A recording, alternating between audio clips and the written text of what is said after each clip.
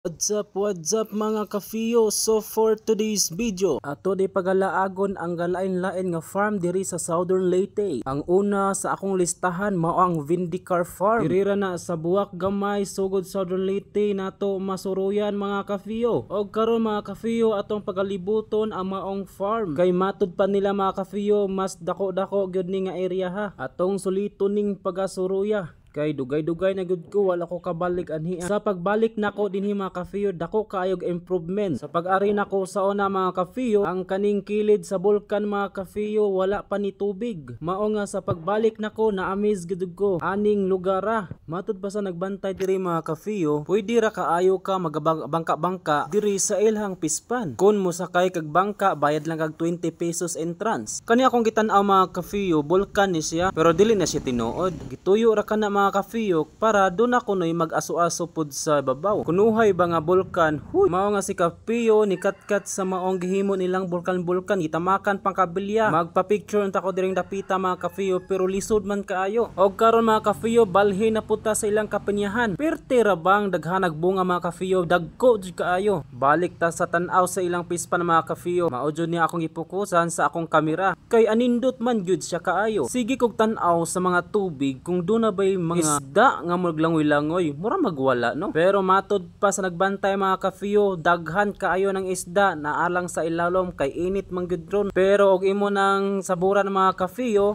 mura jud na sila maglunop. Huy, maglunop daw. Perting kisawa ng tubig basta saburan na mga kafiyo. Pero karon dili pa ta makabantay mga kafiyo mga isda. Unya mga kafiyo, naapod sila plaza-plaza dinhi. Naa sila basketballan dinhi og balibulan mga kafiyo. Kini nga farm nga Vindicar mga kafiyo, do na pud sila mga gifang offer nga pwede nimo eskwelahan diri. Like for example kanang mokuha kag NC2, NC3 mga kafiyo, pwede ra kaayo mo diri. Basta naa sila slots. Maoray ito mga kafiyo og daghang salamat.